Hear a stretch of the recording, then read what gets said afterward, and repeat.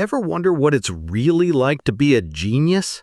I mean, we all know the names, Einstein, Da Vinci, right? But what does it actually mean to be that smart? Is it just about having a high IQ, or is there something more to it? What if I told you there are levels to this stuff, like a video game, and that what we typically think of as genius is only scratching the surface? Stick around because we're about to go on a very deep dive through the 9 levels of human intelligence. And trust me, by the end of this, you'll see yourself and the world in a whole new light. Let's get into it.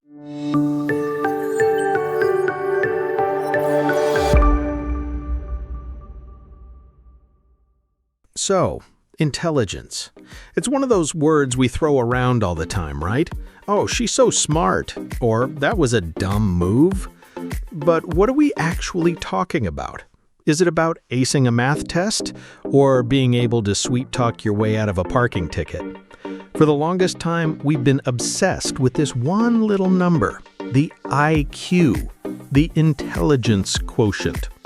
This all started back in the early 1900s when a psychologist named Alfred Binet was asked to figure out which students in France needed extra help in school.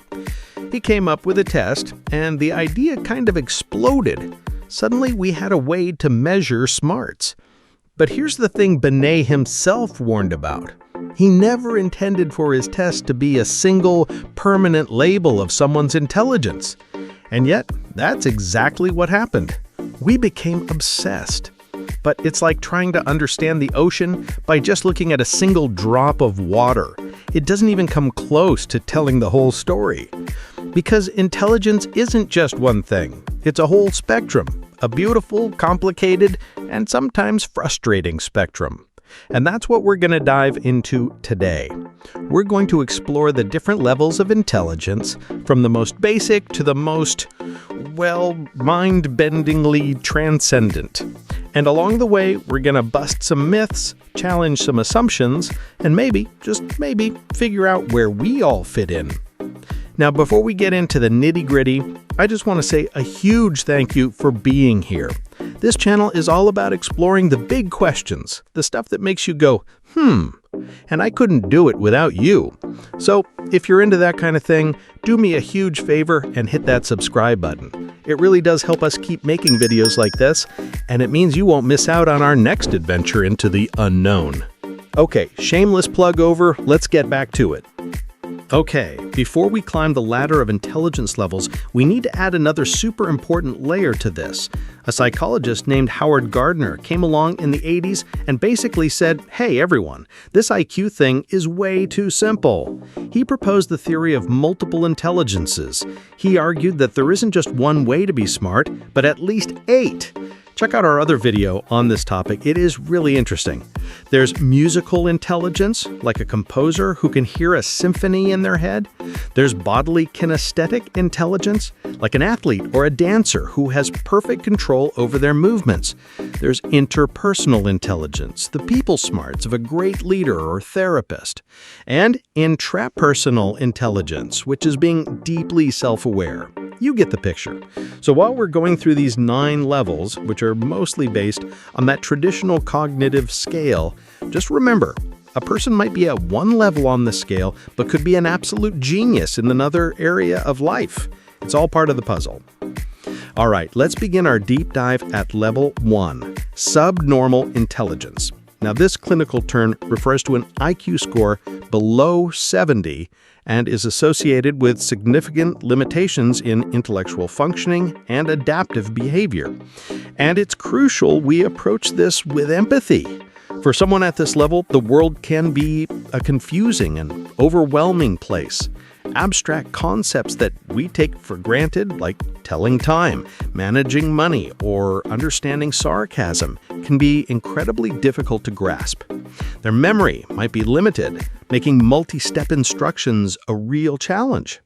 But to only focus on the limitations is to miss the point entirely. Often, what develops in place of complex cognitive ability is a profound and unfiltered emotional intelligence. Think of a character like Lenny from Of Mice and Men. He lacks the intellectual capacity to understand the consequences of his actions, but his capacity for loyalty and love is immense and pure. In the real world, you might see this in a person who can instantly sense when a friend is upset, offering a hug or a comforting presence without needing any words. They experience joy in its purest form, the delight of a sunny day, the pleasure of a favorite song, the warmth of a friendly smile. Their emotional world is not simpler, it's just more direct. They are often incredibly honest and free of the cynicism that affects so many of us. Their contribution is a reminder of the core of our humanity: connection, feeling, and kindness, things that can never be measured by a test. Next, we move up to level 2, below average intelligence, typically an IQ between 70 and 85. In a society that overvalues academic achievement, this group is often unfairly labeled as slow.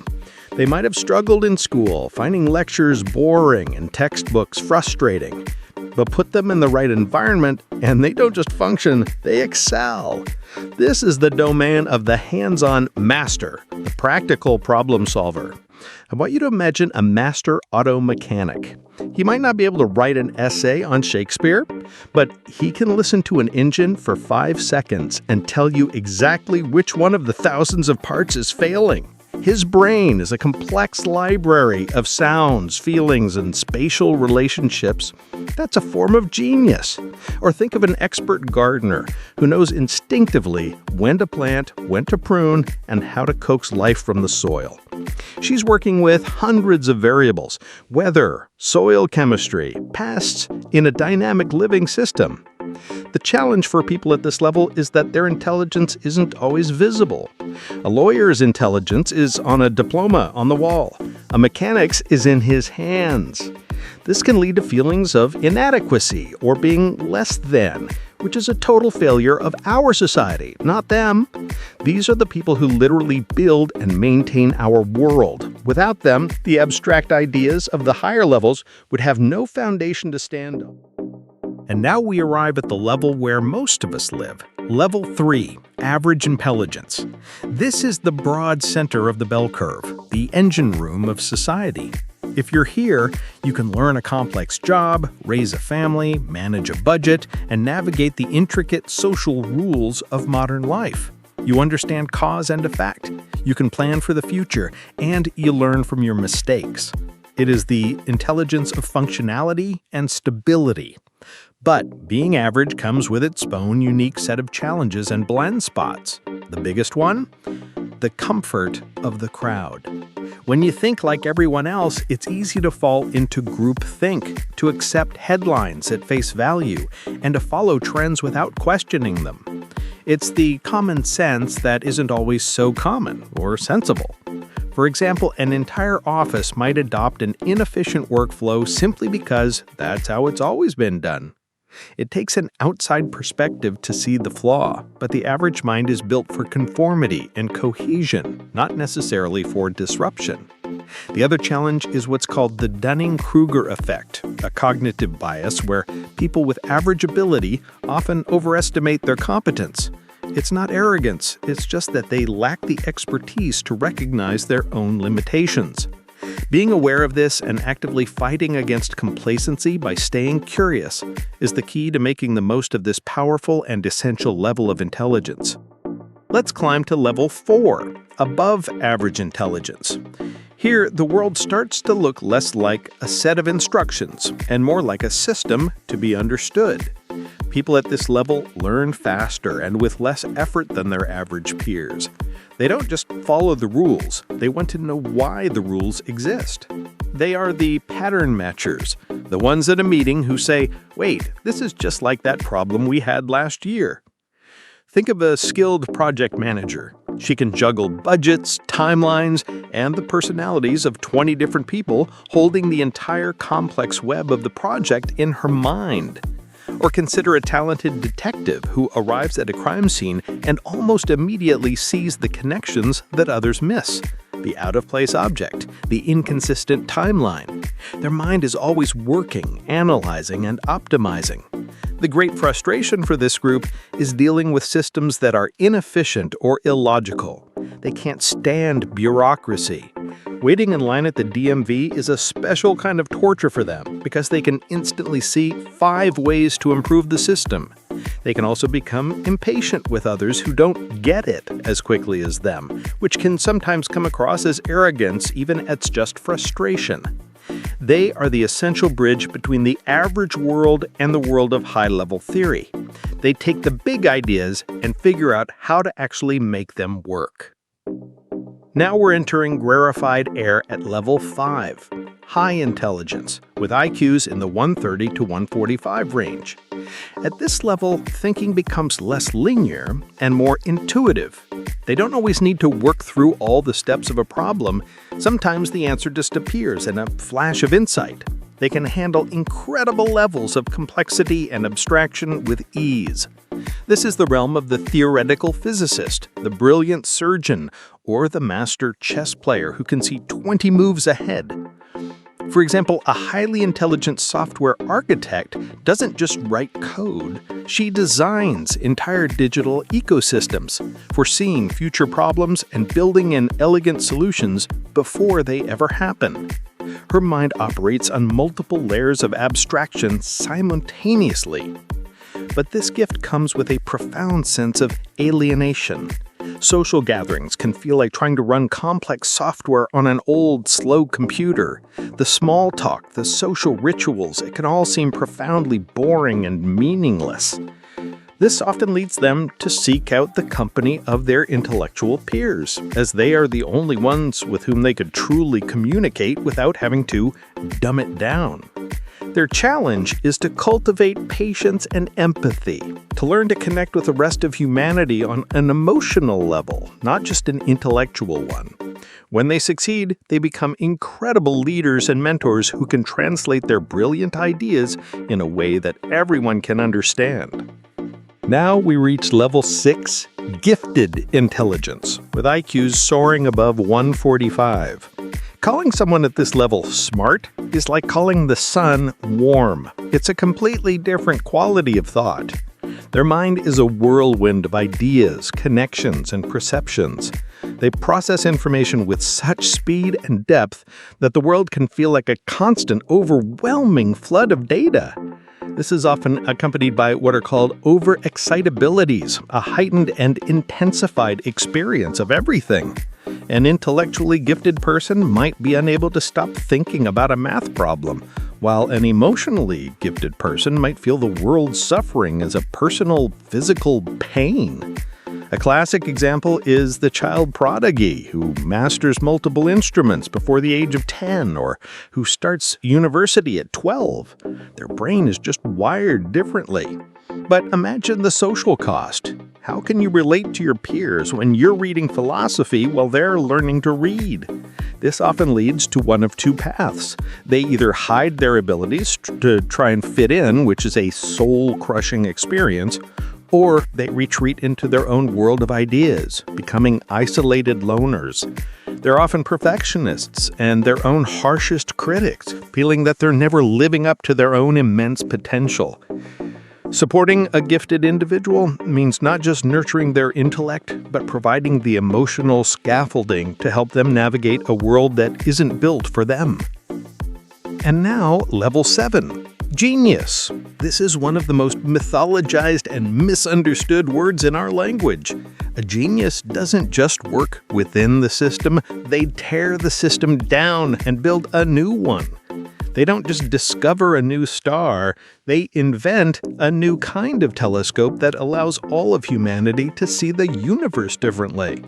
Albert Einstein and his theory of relativity is the go-to example, as it completely upended Newtonian physics after 200 years.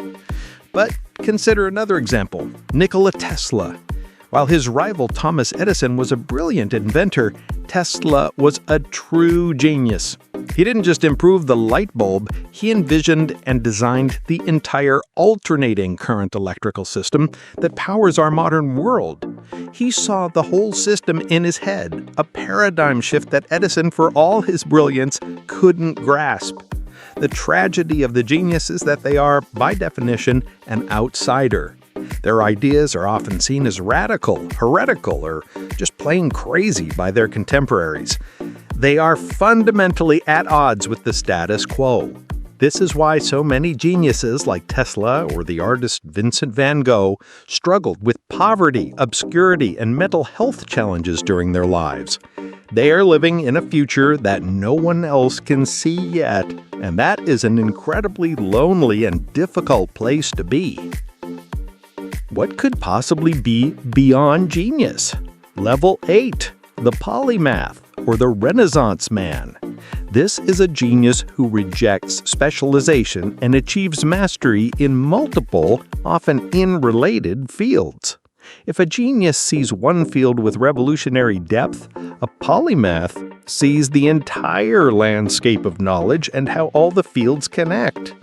The ultimate example is, of course, Leonardo da Vinci. He was a world-class painter, yes, but he was also a pioneering anatomist, an engineer who designed flying machines, a botanist, a musician. The list is staggering.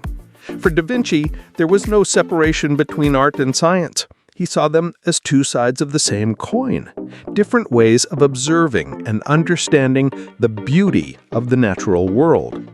A modern example might be someone like Donald Glover. He's a successful actor, a Grammy-winning musician under the name Child Gambino, a writer, a director, and a producer. He moves seamlessly between different artistic worlds, and his work in one field informs and enriches his work in another. The polymath has an insatiable curiosity that cannot be contained within a single box. Their challenge is that a world obsessed with specialization often doesn't know what to do with them. They defy easy categorization. But their ultimate gift is synthesis, the ability to combine ideas from different domains to create something startlingly new and original. And now we have reached the final step, a level that is almost beyond intellect itself. Level 9, Transcendent Intelligence. This is not about processing power or knowledge accumulation. This is about wisdom, awareness, and the fundamental shift in consciousness.